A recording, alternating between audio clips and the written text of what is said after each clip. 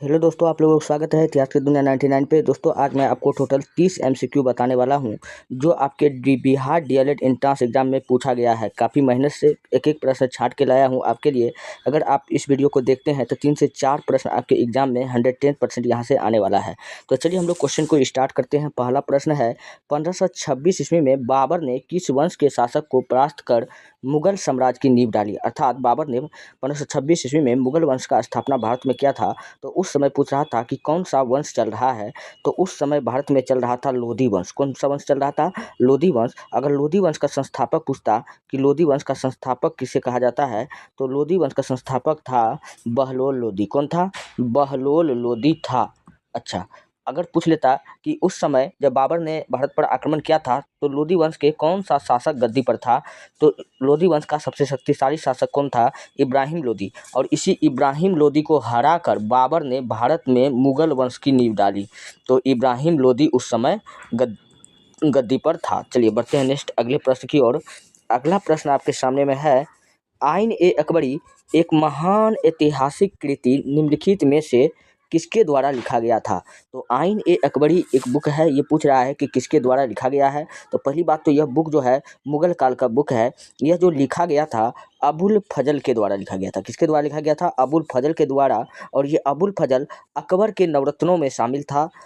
इन्हीं नवरत्न में से एक था। और अबुल फजल ने इस आइन ए अकबरी को 5 भाग में बांटा है। कितने भाग में बांटा है? टोटल 5 भाग में बांटा है। और इसी आइन ए अकबरी का जो तीसरा भाग है, इस 5 भाग में जो तीसरा भाग है, तीसरा भाग को हम लोग अकबरनामा कहते हैं। क्या कहते हैं? अकबरनामा कहते हैं। क्वेश्चन पूछा गया है कि आइन ए अकबरी को तीसरे भाग को हम लोग किस नाम से जानते हैं? तो हम लोग अकबरनामा के नाम से जानते हैं। अच्छा, यहाँ अमीर खुसरो है।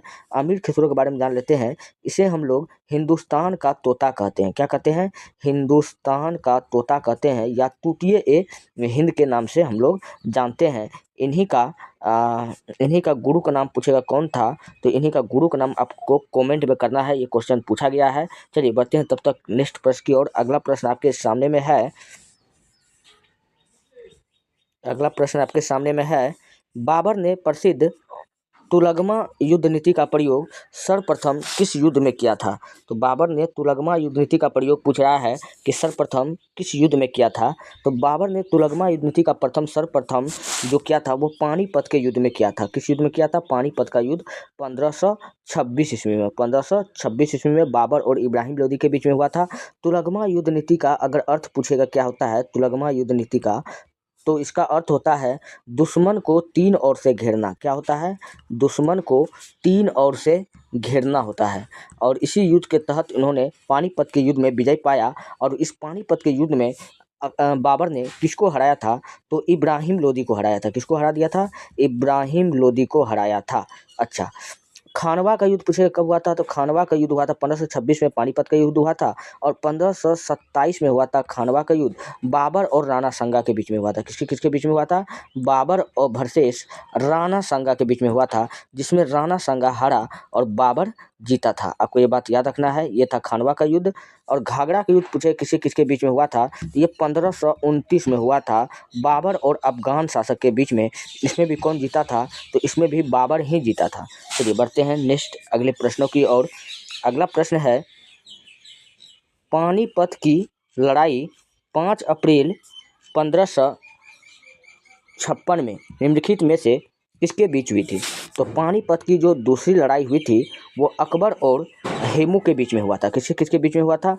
अकबर और हेमू के बीच में हुआ था। और इस युद्ध में पूछेगा कौन जीता था? तो अकबर जीता था। कौन जीता था? तो यही अकबर क्या हुआ था? जीता था। और हेमू क्या होगा? हारेगा। और हेमू के बारे में मैं आपको और भी प्रश्न बताता हूँ जो आपके एग्जाम में इम्पोर्टेंट है। चलिए, हेमू जो था मुगल काल का अंतिम हिंदू बादशाह था। क्वेश्चन पूछेगा कि मुगल काल का अंतिम हिंदू बादशाह पूछेगा कौन था, तो आपको क्या बताना है? हेमू। इसका वास्तविक नाम पूछेगा क्या था? इसका वास्तविक नाम था हेमचंद्र। क्या नाम था? हेमू को ही हम लोग क्या कहते हैं? हेमचंद्र। हेमू का वास्तविक नाम, इसका वास्तविक नाम अगर पूछे तो क्या था? हेमचंद्र इसका वास्तविक नाम था। ये रेवाड़ी के सड़क पर शुरुआत में नमक बेचने का काम करता था। आपको ये बात याद रखना है। और इस पानीपत के दूसरे युद्ध में हेमू जीत रहा था और अकबर हार रहा था, लेकिन हेमू के आंख में एक तीर लग जाता है, जिसके कारण हेमू की हार हो जाती है। जब हेमू की हार हो जाती है तो एक इतिहासकार है प्रोफेसर आर डी त्रिपाठी, क्या नाम है इसका, आर डी त्रिपाठी। इसका एक कथन है कि अकबर का जीत एक देवी संयोग है, जबकि हेमू की हार एक दुर्घटना है। अगर ये क्वेश्चन पूछेगा कि किस इतिहासकार का है, तो आपको बताना है आर डी त्रिपाठी। और यह कथन कब दिया गया था, पानीपत के द्वितीय युद्ध में दिया गया था। आपको ये बात याद रखनी है। चलिए बढ़ते हैं नेक्स्ट, अगले प्रश्न आपके सामने में है, हुमायूं नामा किसने लिखी थी।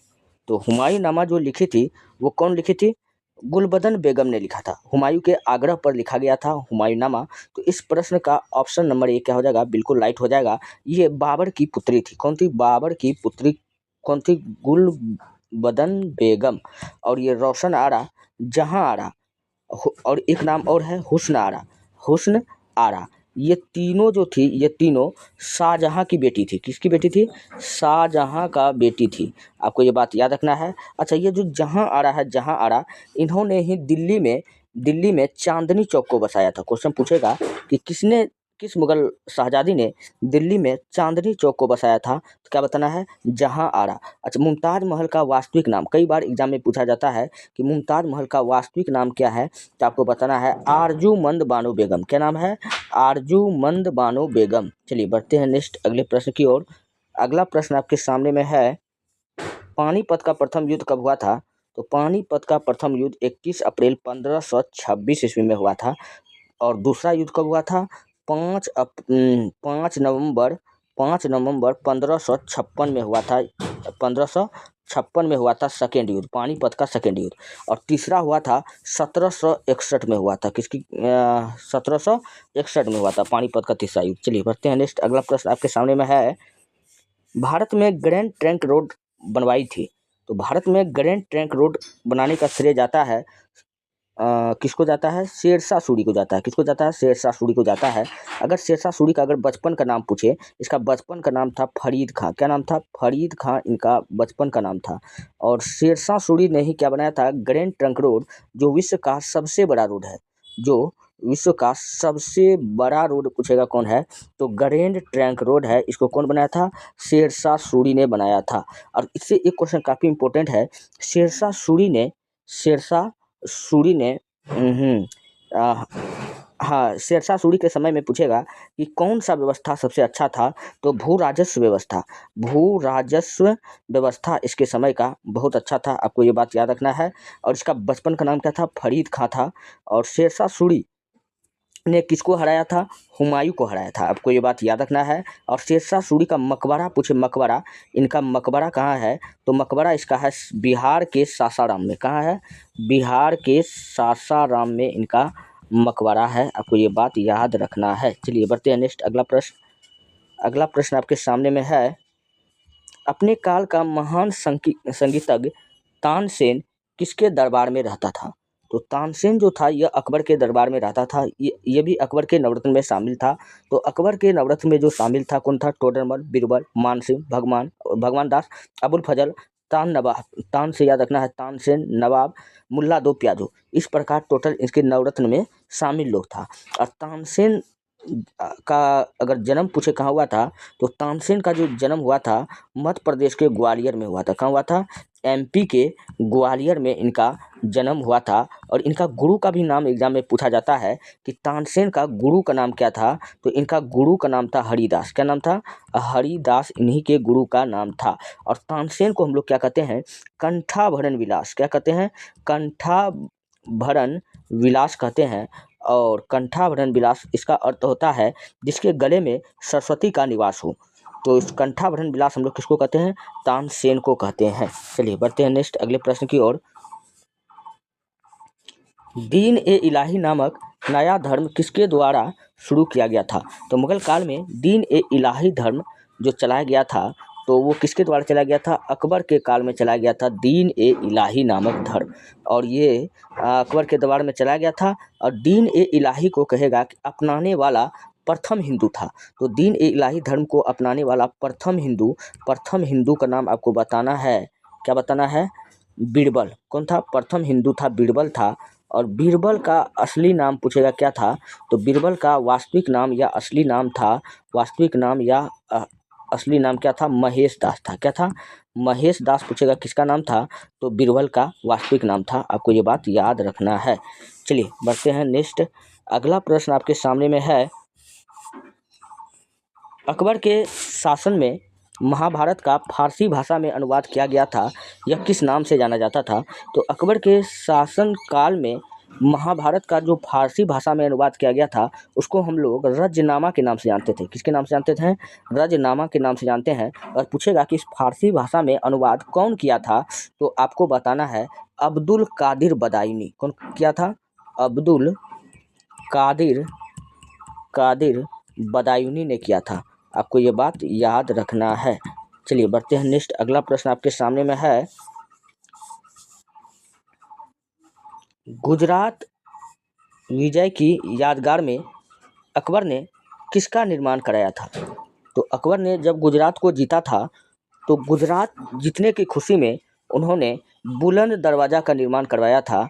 और बुलंद दरवाज़ा का निर्माण पूछे कहाँ कराया था, तो फतेहपुर सीकरी में। कहाँ करवाया था, आगरा के फतेहपुर सीकरी में करवाया था इसी बुलंद दरवाज़ा का निर्माण। और इस बुलंद दरवाज़ा में 54 मीटर का दरवाज़ा लगाया था। कितना लगाया था, तो बुलंद दरवाज़ा के निर्माण में कहा कि यहाँ कितना मीटर का दरवाज़ा लगाया गया था, तो 54 मीटर का दरवाज़ा लगाया था। कौन लगाया था, तो आपको क्या बताना है, अकबर ने। और किस खुशी में, गुजरात जीतने के उपलक्ष्य में बुलंद दरवाज़ा का निर्माण करवाया गया था 1575 में। कब किया गया था, 1575 में करवाया गया था।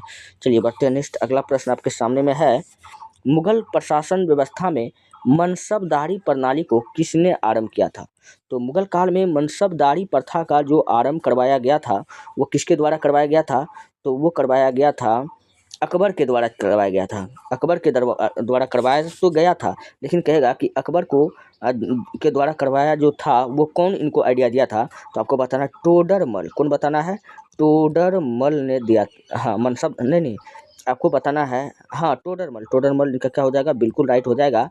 और मनसबदारी प्रथा को हम लोग क्या कहते हैं, मनसबदारी प्रथा मतलब मनसबदारी प्रथा को हम लोग कहते हैं मंगोलिश प्रथा। क्या कहते हैं, मंगोलिश प्रथा, क्योंकि यह प्रथा जो था मंगोलिया में फेमस था। और इन्हीं का क्या किया गया है, कॉपी किया गया है मंगोलिया का, इसलिए इसको हम लोग क्या कहते हैं, मंगोलिश प्रथा। अकबर ने पूछेगा कि यह प्रथा मंगोलिया के किसका कॉपी किया था, तो अब्बास सईद के कहने पर लगाया था। किसके कहने पर, अब्बास सईद के कहने पर लगाया था। चलिए बढ़ते हैं नेक्स्ट। अगला प्रश्न आपके सामने में है, निम्नलिखित में कौन अंतिम मुगल सम्राट थे। तो भारत के अंतिम मुगल बादशाह का नाम पूछ रहा है, तो वो था बहादुर शाह द्वितीय। कौन था, बहादुर शाह द्वितीय। ये 1857 के क्रांति में भारत के तरफ से मुगल बादशाह था और यह नेतृत्व किया था दिल्ली से। और इनको बंदी बना करके क्वेश्चन कई बार पूछा गया है, कहाँ भेज दिया गया था, म्यांमार की राजधानी रंगून भेज दिया गया था। कहाँ भेज दिया गया था, म्यांमार की राजधानी रंगून भेज दिया गया था। इसको दिल्ली, और ये भी क्वेश्चन पूछा गया है, इसको कहाँ से हटा करके भेज दिया गया था, तो दिल्ली के लाल किला से हटा करके इसको रंगून भेजा गया था। और ये कह करके कि दिल्ली के लाल किला को क्या करना है, मरम्मत करना है। अंग्रेजों द्वारा इसको कहाँ भेज दिया गया था, म्यांमार की राजधानी रंगून। चलिए बढ़ते हैं नेक्स्ट। अगला प्रश्न आपके सामने में है, हुमायूं का मकबरा कहाँ स्थित है। तो हुमायूं का मकबरा है आगरा के शाहदरा में। कहाँ है, आगरा के शाहदरा में हुमायूं का मकबरा है। आपको ये बात याद रखना है। तो इस प्रश्न का ऑप्शन नंबर बी क्या हो जाएगा, बिल्कुल राइट हो जाएगा। क्वेश्चन पूछेगा कि आगरा शहर को कौन बसाया था। तो आगरा शहर को 1504 में सिकंदर लोदी बसाया था। कौन बसाया था, सिकंदर लोदी बसाया था। ये भी प्रश्न बहुत बार पूछा गया है। चलिए बढ़ते हैं नेक्स्ट। अगला प्रश्न आपके सामने में है, शेरशाह की महानता का द्योतक क्या है। मतलब शेरशाह सूरी जो इतना महान शासक के रूप में जाना जाता है, तो इनका सबसे महानता का क्या कारण है। तो इनका महानता का कई सारा कारण था। एक धार्मिक सहिष्णुता, तो ये गलत बात है। प्रशासनिक सुधार, हाँ ये भी था। श्रेष्ठ सैन्य नेतृत्व, ये भी है। इन्होंने श्रेष्ठ सेना बनाया था हुमायूं के खिलाफ लड़ने के लिए। और इन्होंने संपूर्ण युद्ध में हुमायूं को परास्त किया था। टोटल 4 युद्ध में टोटल 4 युद्ध हुआ था हुमायूं और शेरशाह सूरी के बीच में। चारों युद्ध में किसको परास्त कर दिया था, हुमायूं को। मुगल बादशाह हुमायूं को परास्त किया था। इसलिए इस प्रश्न का right answer option number A हो जाएगा, हुमायूं के विरुद्ध उसका विजय अभियान। सबसे बेस्ट ऑप्शन नंबर ए होगा। चलिए नेक्स्ट। अगला प्रश्न आपके सामने में है, मुगल काल की राजभाषा कौन थी। तो मुगल काल की जो राजभाषा थी वो था उर्दू था। कौन था? उर्दू था। इस प्रश्न का ऑप्शन नंबर 1 क्या हो जाएगा? बिल्कुल राइट हो जाएगा। मुगल का अर्थ पूछेगा क्या होता है, तो मुगल का अर्थ होता है बहादुर। क्या होता है? बहादुर होता है। नेक्स्ट अगला प्रश्न है, निम्नलिखित में से किसने अकबर की जीवन कथा लिखी थी? तो अकबर की जो जीवन कथा था वो लिखने वाला व्यक्ति कौन था? तो अबुल फजल था। इस प्रश्न का ऑप्शन नंबर 1 क्या हो जाएगा? बिल्कुल राइट हो जाएगा। और अकबर की जो जीवन कथा है किसमें है? अकबरनामा में। किसमें है? अकबरनामा में हमको देखने को मिलता है। और अकबर का अगर बचपन का नाम अगर पूछा जाए तो जलालुद्दीन मोहम्मद अकबर था। क्या नाम था? जलालुद्दीन मोहम्मद अकबर था। जलालुद्दीन मोहम्मद अकबर था। नेक्स्ट अगला प्रश्न आपके सामने में है,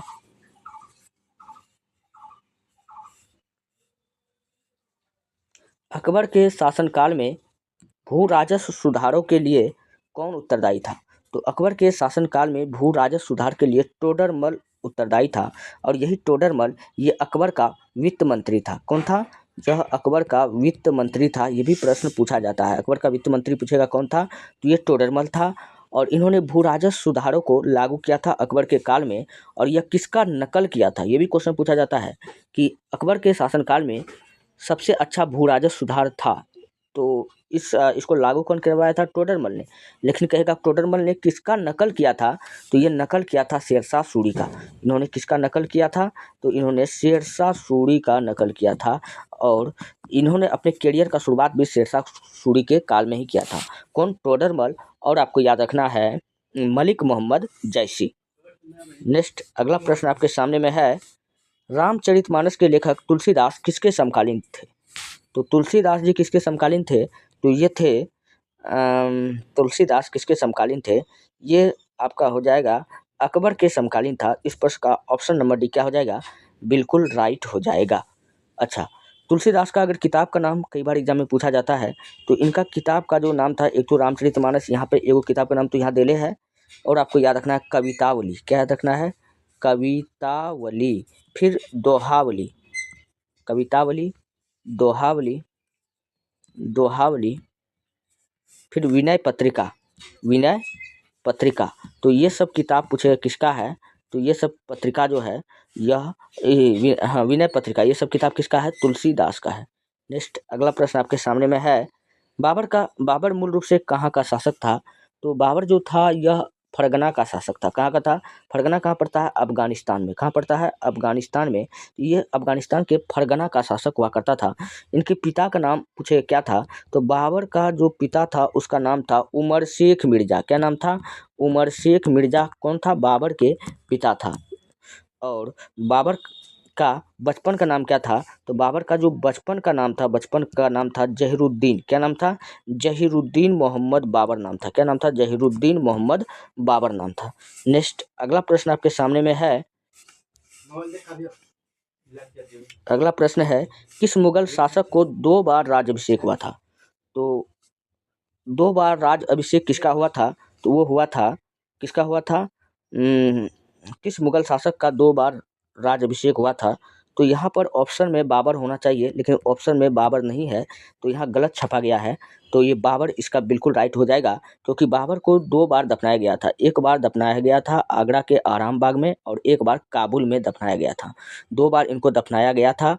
और हाँ, 2 इसलिए इसको नहीं क्या कर रहा है, राज्याभिषेक 2 बार हुआ था। तो ये बिल्कुल सही क्वेश्चन है। किस मुगल शासक का 2 बार राज्याभिषेक हुआ था? जब पूछा किस मुगल शासक को 2 बार दफनाया गया था तब आंसर आता बाबर। लेकिन क्वेश्चन पूछ रहा है कि राज्याभिषेक मतलब गद्दी पर 2 बार कौन बैठा था? किसका 2 बार राज्याभिषेक हुआ था? तो वो औरंगजेब का हुआ था। किसका हुआ था? औरंगजेब का हुआ था। इसका जन्म जो हुआ था 1618 ईस्वी में उज्जैन के दाहोद में हुआ था। और इनको दफनाया कहाँ गया था? महाराष्ट्र के खुलदाबाद में दफनाया गया था औरंगजेब को। और एक सूफी संत के बगल में दफनाया गया था। और इसका जो पहला बार जो राज्याभिषेक हुआ था, इसका पूरा राज्याभिषेक जो हुआ था, एक बार गाजी का उपाधि को धारण किया था, एक बार गाजी के उपाधि को धारण किया था, और एक बार आलमगीर के उपाधि को इन्होंने धारण किया था। नेक्स्ट अगला प्रश्न आपके सामने में है, राजा बीरबल की उपाधि किसे दी गई थी? तो राजा बीरबल की उपाधि किसे दिया गया था? तो महेश दास को ही क्या कहा जाता है? बीरबल कहा जाता है। तो ऑप्शन नंबर ए इस प्रश्न का बिल्कुल राइट हो जाएगा। नेक्स्ट अगला प्रश्न आपके सामने में है, शेरशाह सूरी का मकबरा कहाँ स्थित है? तो पीछे जस्ट मैं आपको बता करके आया हूँ कि शेरशाह सूरी का जो मकबरा है बिहार के सासाराम में है। कहाँ है? बिहार के सासाराम में है। और शेरशाह सूरी के बारे में और भी बात आपको याद रख लेना है कि शेरशाह सूरी ने ग्रैंड ट्रंक रोड बनवाया था। नेक्स्ट अगला प्रश्न आपके सामने में है, गुरु अर्जुन देव किसके समकालीन थे? तो सिखों के जो 5वें गुरु थे, कौन थे? गुरु अर्जुन देव। तो ये अर्जुन देव, ये भी क्वेश्चन पूछा जाता है, ये सिख के 5वें गुरु थे। सिखों के 5वें गुरु थे अर्जुन देव।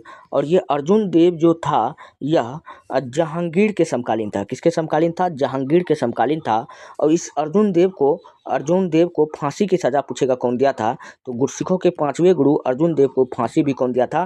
तो यही जहांगीर ने इनको क्या दिया था? फांसी का सज़ा दिया था। क्यों दिया था? क्योंकि जहांगीर का पुत्र का नाम था खुसरो। क्या नाम था? खुसरो। और खुसरो की माता आत्महत्या कर लेती है क्योंकि जहांगीर को लग जाता है नशे का लत, जिसकी वजह से उसको लगता है कि मेरी माता का कातिल कहीं कहीं जहांगीर है। तो ये यहाँ से अपने पिता से भाग करके चला जाता है सिखों के गुरु अर्जुन देव के पास में। वो इनका मदद करता है, जिसकी वजह से इनको फांसी की सज़ा दिया जाता है। तो आपको ये बात याद रखना है। और सिखों के 9वें गुरु कौन था? याद रखना, गुरु तेग बहादुर। क्या नाम था? तेग बहादुर। और इनको फांसी की सज़ा पूछेगा कौन दिया था? तो औरंगजेब ने दिया था। कौन दिया था?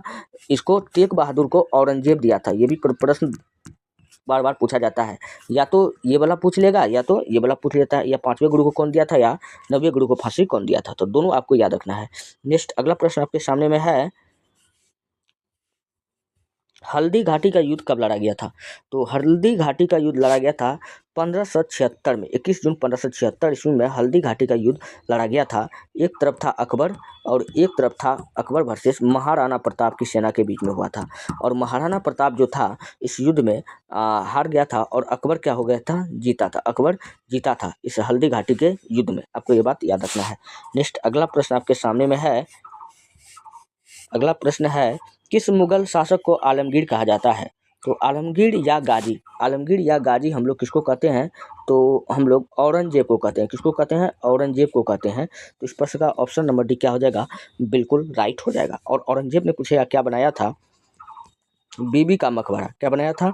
बीबी का मकबरा बनाया था। ये कहाँ बनाया था? तो बीबी का मकबरा बनाया था औरंगाबाद में। कहाँ बनाया था? औरंगाबाद बनाया था। औरंगाबाद में बनाया था। आपको ये बात याद रखना है। और औरंगाबाद का अभी नाम बदल करके क्या किया गया है? तो छत्रपति संभाजी नगर किया गया है। क्या किया गया है? छत्रपति संभाजी के नाम पर अभी रखा गया है। पहले किसके नाम पर था? औरंगजेब के नाम पे था। तो दोस्तों ये रहा टोटल मुगल काल का सारे प्रश्न को जो मैं छाट के लाया हूँ। इन प्रश्न काफ़ी इंपॉर्टेंट है जो आपके एग्जाम में पूछे जाते हैं। आप इन प्रश्नों को करके जाइए। अगर मुगल काल से क्वेश्चन आ गया तो 100% यहीं से प्रश्न आने की संभावना है। अगर आपको पीडीएफ चाहिए तो आप जाइए हमारे टेलीग्राम चैनल पर इतिहास की दुनिया 99 लिख करके वहाँ से पीडीएफ ले सकते हैं। नहीं तो वीडियो के डिस्क्रिप्शन में पड़ा होता है लिंक, आप उनको जाकर क्लिक कीजिए और पीडीएफ ले लीजिए। मिलते हैं नेक्स्ट वीडियो में।